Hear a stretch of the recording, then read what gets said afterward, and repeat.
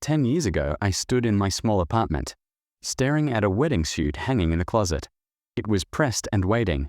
The kind of suit that says something important is about to happen.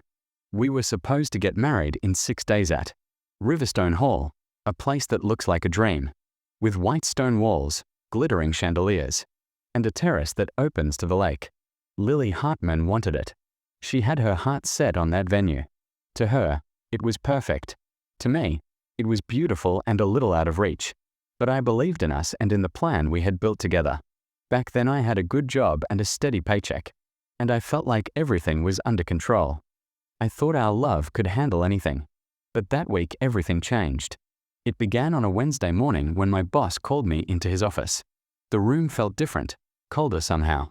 His desk held only a single folder. He did not try to be gentle. "Ethan," he said, "the investors pulled out. We are shutting down half the company. I'm sorry, but your role is gone effective today." Those words hit me like a punch. My wedding was only days away. I walked out of the building carrying a box with my things, and my mind was a mess. I kept thinking about how to tell Lily. We had always called ourselves a team. I believed she would tell me it was only a setback, that we'd get through it together. That night, I called her and tried to keep my voice steady. "Hey," I said, "something happened today. The company lost funding and they let me go. I'll find something fast. I already have a few leads." There was a long silence. When she finally spoke, her voice sounded flat. "My dad says this changes everything," she said. My stomach dropped. "It's just a job," I told her. "I'll get another one. We are still us." She didn't argue, but she didn't reassure me either. That quiet left a hollow feeling I couldn't shake. The next day, she asked me to come to dinner at her parents' house. I went because I hoped they would offer support or at least kindness. Instead, it felt like walking into a courtroom where the judgment had already been made. Richard Hartman sat at the head of the long dining table with a glass of whiskey. He had the look of a man who measures others by what they can provide. His wife, Elena, kept her eyes down. Lily sat beside her, quiet. The room felt heavy. Richard didn't waste time. "Ethan," he said plainly, "you're a sinking ship. My daughter will not marry someone who can't provide the life she deserves." I tightened my jaw. "This isn't about money," I said. "It's about love. We'll face whatever comes together like any couple does." He smirked and said, "Love is for songs and movies. In real life, security matters. Stability matters. You've lost both." I looked at Lily for the woman who had promised forever, but she wouldn't meet my eyes. 2 days later, she ended the engagement. She didn't do it herself. Her mother came to my apartment with a small velvet box and said, "Lily wanted you to have this back." The ring rested inside, cold and lifeless. The venue booking was cancelled. My mother called, crying, after she heard from a friend. Ben, my younger brother, came by with a six-pack and angry support. "They're wrong about you," he said. "One day you'll prove it." I told myself I would move on, but the humiliation stayed with me. It wasn't only that Lily left. It was how her family made me feel small, like my value could be measured by a paycheck. For years their words played on repeat in my head every time I worked late, took a risk, or hit a wall. Those voices came back again the day I signed papers to buy a mid-sized tech firm and realized that deal gave me control of Hartman Manufacturing, Richard's company. I could have enjoyed that victory quietly, kept it private, and moved on. Instead, I chose something else. I rented Riverstone Hall, the same chandeliers, the same white stone walls, the same terrace where I once imagined my vows. Only this time, the event would celebrate my company's biggest acquisition. I made a guest list full of the city's business leaders and made sure 3 names were on the list: Richard Hartman, Elena Hartman, and Lily Hartman. The invitations were embossed and formal. On the back, in small black letters, it read, "Hosted by Ethan Cole." I knew they would come. People like the Hartmans rarely pass up the chance to be seen in rooms of influence. 10 years earlier, my life had looked different. I was 29 and living in a modest 1-bedroom in Chicago's West Loop. The rent was high for that apartment, But my job as a project manager at a small tech startup kept me comfortable. We were building a cybersecurity platform and had just landed an important contract. I thought we were on the edge of something big. My days started early. I grabbed coffee at a corner shop, rode the train downtown, and worked 10 to 12 hours because I believed every hour mattered. On Fridays, I'd meet Lily at a little Italian restaurant. She would talk about wedding details while I smiled and pretended. I knew the difference between chiffon and organza. Lily had a way of drawing attention when she walked into a room. She moved with a calm, polished grace and always looked put together. She was smart too, an MBA who worked in marketing for a luxury brand. Her confidence was one of the things that drew me to her. We met 3 years before the engagement at a networking event. She laughed about not understanding many tech terms. I introduced myself, made a joke about encryption and dinner, and we never looked back. Our backgrounds couldn't have been more different. I was raised by my mother, Grace, after my father died when I was 13. She worked as a school librarian and taught me that hard work and honesty mattered most. Ben became a mechanic. We didn't have much, but our home was warm and full of loyalty. Lily grew up in a big house in the suburbs. Her father, Richard Hartman, owned a major manufacturing company and viewed people through a financial lens. From the start, he didn't hide that he thought I wasn't good enough. Eleanor was more reserved and polite, but she kept her distance, as if expecting things to end. Lily insisted her family would come around. Once they see how happy we are, they'll understand, she told me. I wanted to believe her. Getting engaged felt like proof that love could bridge our differences. I saved for months to buy a ring, not the flashiest, but chosen carefully. I proposed in the park where we first walked together, and she said yes through tears. The months before the wedding were busy with plans. Lily had a binder full of swatches and seating charts. I was in charge of the band and the photographer. My mom was thrilled, telling anyone who would listen about her son marrying a wonderful woman. Ben joked he'd better learn to tie a tie. Riverstone Hall was Lily's dream. She loved the grand staircase, the terrace with lake views, and the crystal chandeliers. It was more than I could afford, but she said her parents would handle the cost. I didn't like taking their money, but I let it go because I wanted her to have the day she envisioned. A week before everything fell apart, we were there for the menu tasting. Sunlight poured across the marble floors. The smell of roasted herbs came from the kitchen. My mom sat next to me, taking mental notes, smiling like she was remembering a lifetime. Lily whispered, "In 10 years we'll laugh about this dress." I smiled and said, "As long as it's with you, I'll laugh about anything." That was the last truly carefree moment I remember. Looking back, I can see the cracks were already there. Richard had been pressing her to sign a prenuptial agreement and made comments about how the tech industry was unstable. I brushed those off as a father's overprotectiveness. I didn't realize how deeply he valued control or how quickly Lily might bow to his wishes. I still believed the only thing that could hurt us would be something we faced together. I had no idea the thing that would destroy us was something I'd have to face alone. The news came on a morning that started ordinary.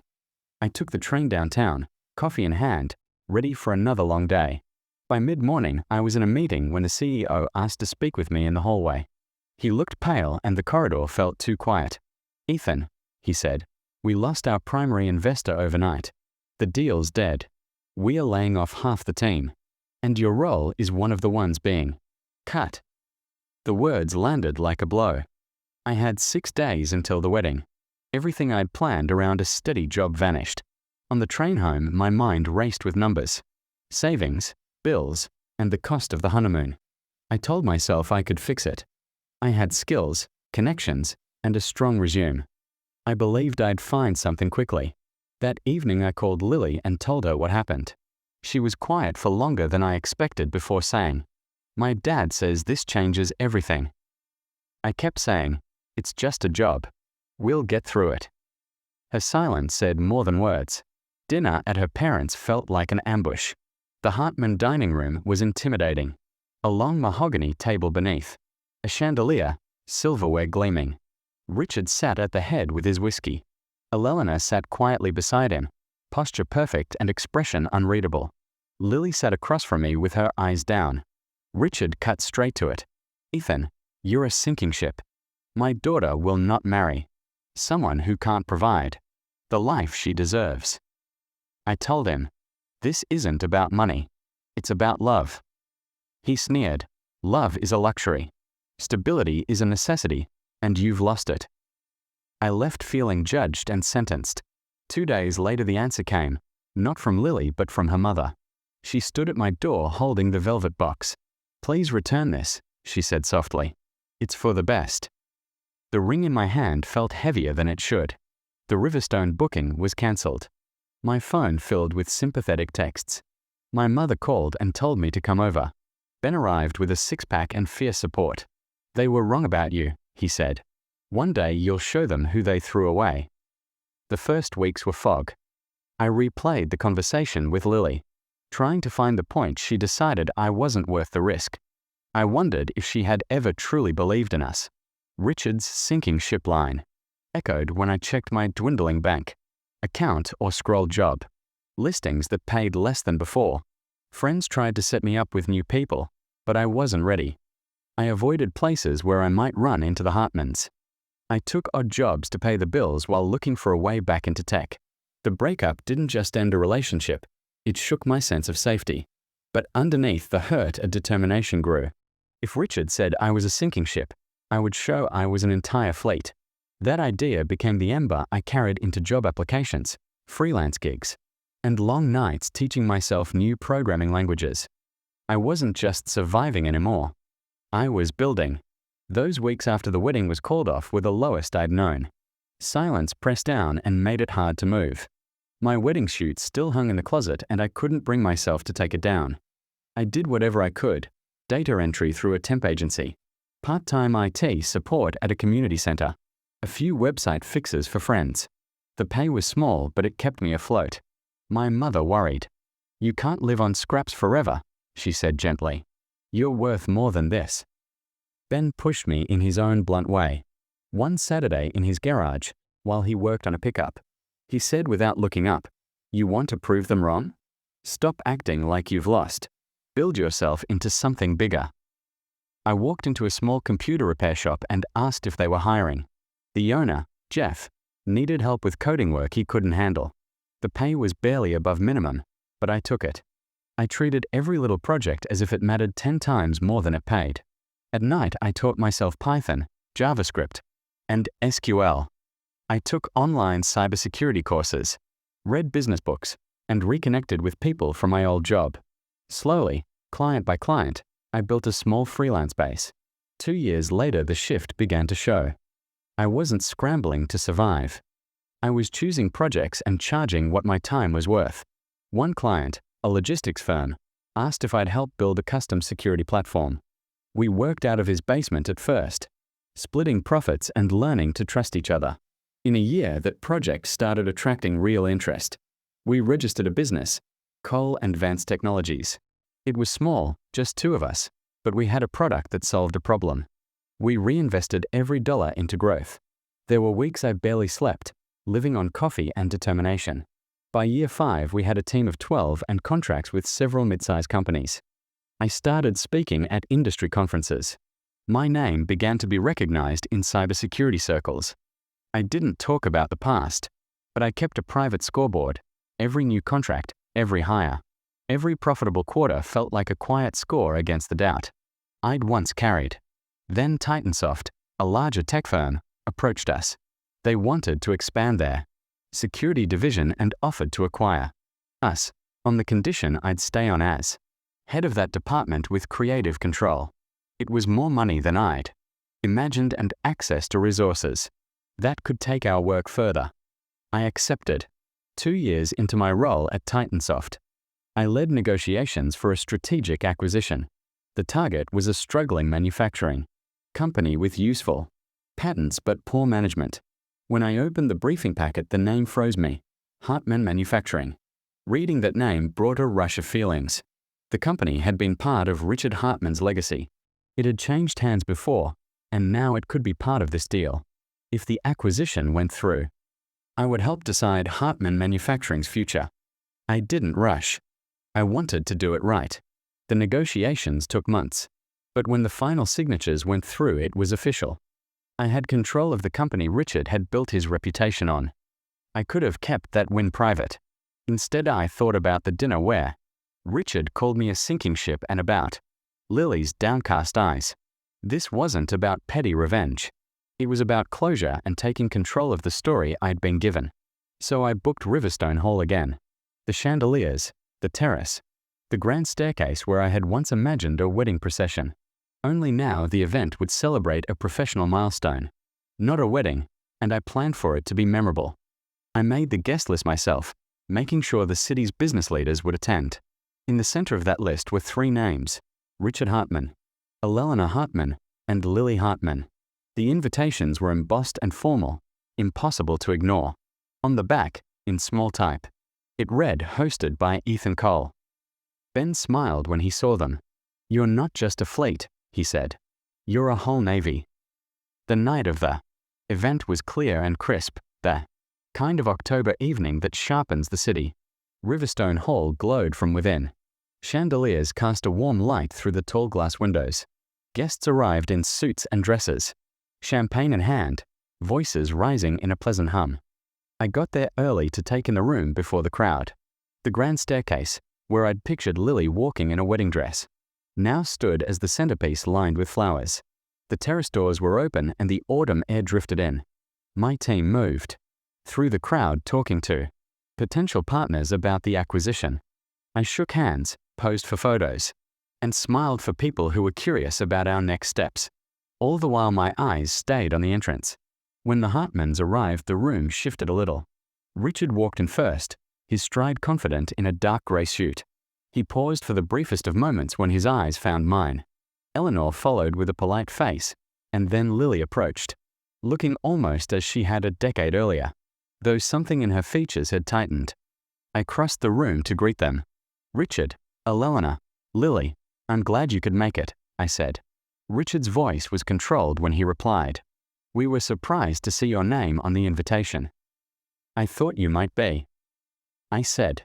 "It's not every day a man buys the company that defined someone else's career." He tried to shrug it off. "Business changes hands all the time," he muttered. "True," I answered, keeping my tone even. "But some transactions mean more than others." Elelena offered a polite smile as if to smooth the moment. "This is a beautiful event," she said. "Thank you," I replied. Throughout the evening, I made sure they saw the progress we'd made. A slideshow on the wall showed milestones and growth. Executives spoke with me respectfully. My team gave a speech about our plans. Every small moment reminded me I was no longer the man they had dismissed. Halfway through the night, I took the microphone. 10 years ago, I began. I stood in this very hall expecting to start a new life. That chapter never began. I was told I was a sinking ship and lacked the stability needed to build a future.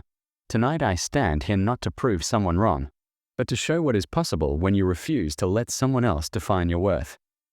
I didn't name the Hartmans, but the pause after those words was enough. I saw Richard's jaw tighten, Elelena shift in her seat, and Lily clamp her hands in her lap. After applause, I moved through the crowd. People shook my hand and congratulated me. The Hartmans stayed another half hour. Richard watched me several times from across the room. As they left, he came over and said, "You've built something impressive." "I built it because I believed in myself," I replied. He nodded slowly. Eleanor gave a polite goodbye. Lily stepped closer and said quietly, "I was wrong about you." I looked at her and remembered the man I had been when she left, the one who would have given anything for her to stay. That man was not who I was anymore. "We all make choices," I said. "I made mine too." She looked away. When they left, I felt no triumph that tasted like revenge. Instead, a lightness came over me, like a weight finally lifted. The night wasn't about humiliating them. It was about reclaiming a space where I had once been made to feel small and filling it with the life I had built. Ben clapped me on the back and said, "You did it." I raised my glass, and for the first time in years I felt free. Later, after the last guest left and the staff cleared the tables, I walked out to the terrace. The lake rippled in the moonlight. The same view I'd once imagined after saying vows. This time, there was no hollow quiet. There was a calm satisfaction that came from taking control of my story. Ben joined me and said, "I thought tonight would be about payback, but it felt like you just closed a door." He was right. Over the years, I had imagined this moment as the final punch. But seeing it now, I realized it wasn't about striking back. It was about becoming the person I wanted to be through work and persistence. Inside the hall, the sound of cleanup was a soft background. I watched reflections of the chandeliers ripple across the lake and thought about the path here. Losing my job had felt like the end. Losing Lily had hurt deeper. But without those losses, I might never have pushed myself to learn, to adapt, and to grow. The shame I carried had become fuel, and I used it to move forward. Word of the acquisition spread through the business community the next week. Articles talked about TitanSource's expansion and the role I had in it. In interviews, I focused on resilience, innovation, and the people who believed in our vision. I never mentioned the Hartmans. The story was mine now. A few days later, a plain envelope arrived with no return address. Inside was a short note in Lily's handwriting. "I hope you're happy. I truly mean that." I sat with it and then put it in a drawer. I didn't respond. That chapter was closed, and I had no desire to reopen it. Business moved on. We launched new products, hired more staff, and expanded into international markets. Still, I kept the small things that grounded me. Sunday dinners with my mother stayed a ritual. I still dropped by Ben's garage to sit on the hood of a car while he worked and talk about life. One evening at my mother's kitchen table, over simple food, Ben asked, "What now? You reached what looks like the peak. Where do you go from here?" I thought a moment and said, "I keep building. Not to prove anyone else right, but because building gives me purpose." That answer felt different than one I might have given years earlier. Back then, success measured how others saw me. Now it was about waking up with a reason. Small, steady work, asking for help, and teamwork turned long nights into lasting, meaningful growth. If this story has ever felt familiar to you, if someone told you you weren't enough, I hope it reminds you that your value is not set by another person's opinion. You can rebuild. You can rise higher than people expected. You can create a life you're proud of. If this story connected with you, please share it with someone who might need to hear it and leave a thoughtful comment. If you'd like to hear more stories about people who turn things around, consider subscribing to Rare Revenge. Your support helps us keep telling stories that remind us how people find strength and purpose after they've been pushed down.